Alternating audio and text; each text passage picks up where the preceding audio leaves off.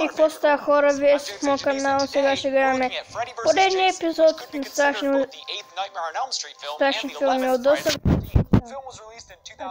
Фреди срещу Джейсън. Фреди Крюгер срещу Джейсън.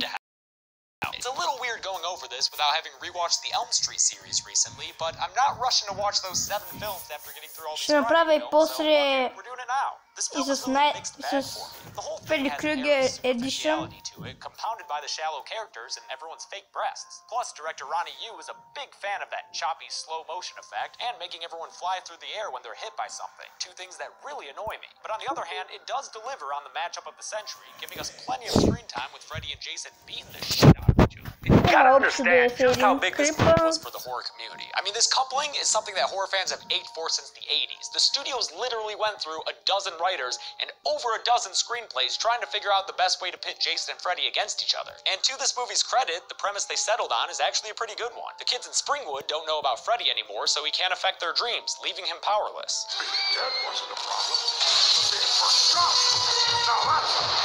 Freddy manipulates Jason to come back from hell in order to scare the kids into thinking Freddy's back, so they'll start dreaming about him again and bring him back to power. Great, sign me up. Let's get to the kills. Малко подсказка, той започва и на Хелуин.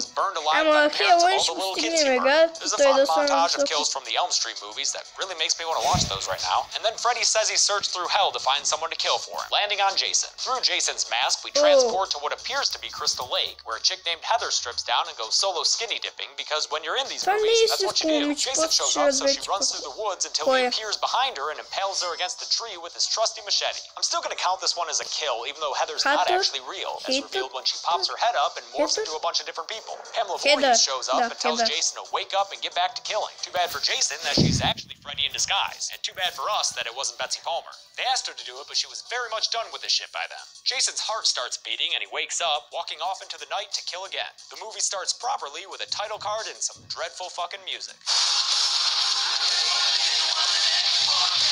Time to meet our protagonists, who happen to live at the old Elm Street house. Our final girl is Laura, and her buddies are Kia and Gib. They're all pretty annoying. Do you guys think I should get a nose job? It's really one of the worst parts about this movie. These characters just plain suck, and it's a drag having to watch them for 90 minutes. The worst of them all is Trey, a guy who's a major dick to his girlfriend. Whoa, babe. Oh. Tell you about kissing me after you smoke. Babe, make me ask you twice. Okay? Babe. I don't like to be touched.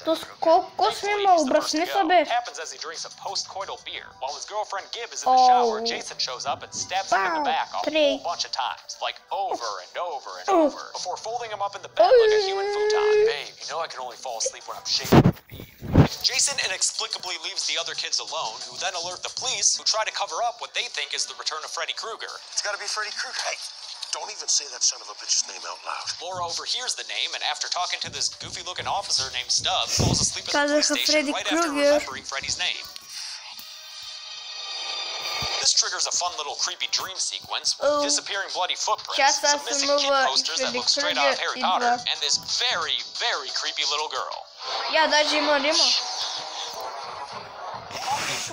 Малко не съм и запушен. Classic Elm Street jump roping girls as they do a faithful rendition of their smash hit 1-2 Freddy's Coming for You.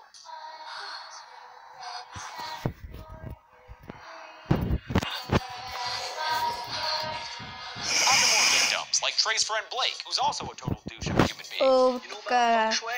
And whose actor recently graduated from the Nicolas Cage Academy of Acting. My best friend was just killed, Dad. So how about giving me some fucking space? He falls asleep on his porch and Freddy shows up to kill him, but it turns out Krueger is still too impotent to do the job himself. So,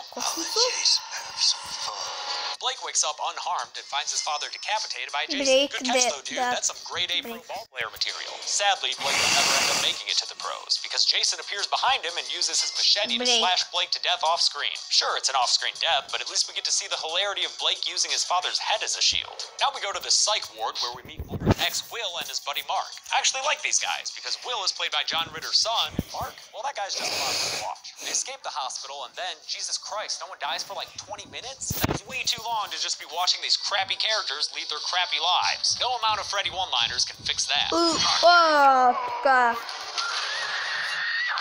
During this time, Mark tries to convince Will that Freddy is real and was responsible for his brother's apparent suicide. He also accidentally spreads the good word of Freddy Krueger to the entire high school. Idiot. Shit finally gets going again at this crazy cornfield ranger. You know, the type you'd always go to in high school. A lot of fun high school antics here, like the new Linderman showing up and getting hazed by this Bobby Moynihan looking guy named Shaq. Don't feel too bad for Linderman though. Dude's even more pretentious than I was in high school. You tear me down to make yourself feel better because you really hate yourself. Which kind of panic when you actually stop to think about it, assuming of course you can think.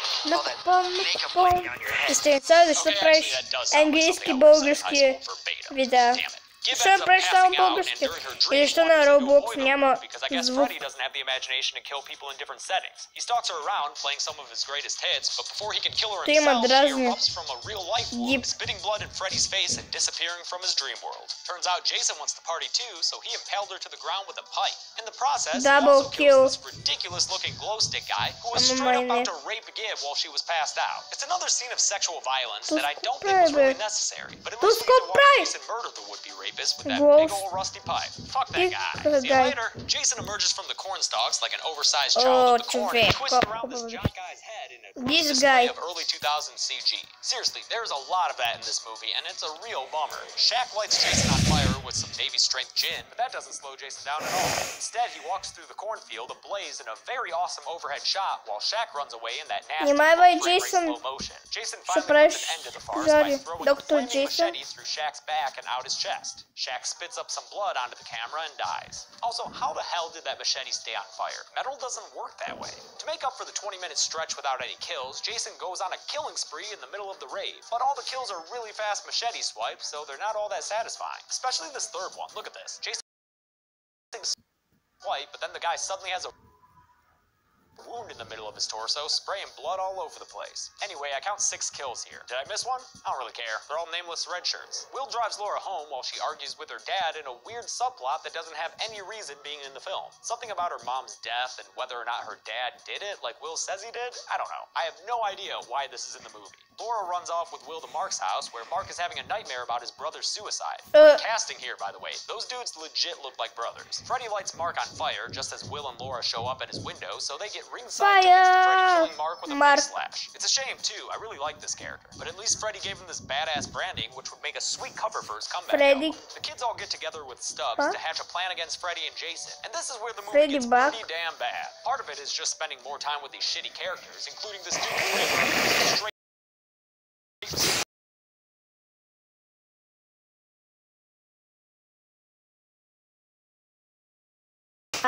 Snoochie Boochies. The other awful part is the real clunky exposition. Wait a minute. Freddy died by fire, Jason by water. Тя също се нова.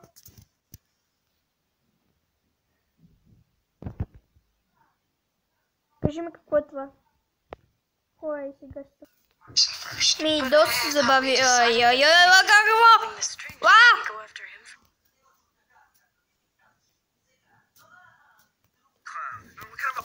Така ще върна, защото доста кадри изчезнаха. Snoochie Boochies. The other awful part is the real clunky exposition. Wait a minute. Freddy died by fire, Jason by water. How can we use that? We should concentrate on Jason first. But I thought we decided that Freddy was the one Фреди е огъня, Джейсън е водата. pulling the string. Shouldn't we go after him first? Laura nods off and Freddy attacks her, and when the gang wakes her up, they discover she can pull stuff from the dream world into the real world, like Freddy's ear. They settle on a plan to go get dream-suppressive medication from the psych ward. They break in, and the only security guard there ends up not being a problem, because Jason's knocking at the door and ends up flattening the security guard off-screen for our 16th kill of the movie. The CG blood looks terrible, but it was probably way cheaper, and that's also probably why it's all over this movie. You know what's also CG and terrible? This fucking caterpillar thing that shows up and tokes down with Freddy Krueger. high with bugs, but Freebird fucks up and falls asleep, having a terrible nightmare before getting possessed by Toki the caterpillar. Then he spills all the drugs down the sink like a total narc. Not cool, bro. Jason shows up and smashes this electrical panel thing with his machete, enabling him to grab onto Stubbs and electrocute him in turn. He ends the kill with a classic Jason maneuver, taking out the power of the building at the same time. Then the Freddy-possessed Freebird tries to stop Jason with a bunch of tranquilizers. He gets him in, but then Jason cuts Ой, брате, Фибър. I mean, in the end, it did knock Това Jason си го out, получи so I като guess the plan опояваш was a Джейсън. success from Freddy's point of view, just not from Freeburg's, because, you know, he's laying there cut in half.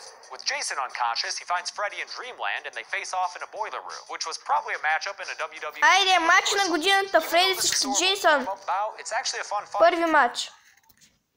Freddy mostly has the upper hand, even playing Jason like a pinball machine at one point.